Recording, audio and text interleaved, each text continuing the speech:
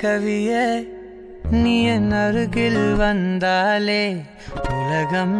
ஏன் இருளுது பகலிரவாய் மாறுது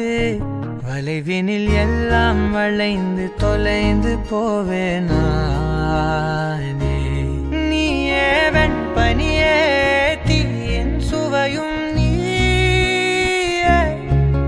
உன்னில் மெது மெதுவாக பயணங்கள் போல தொடங்கிடவா மனம் ஒரு கணம் கொதிகலனாக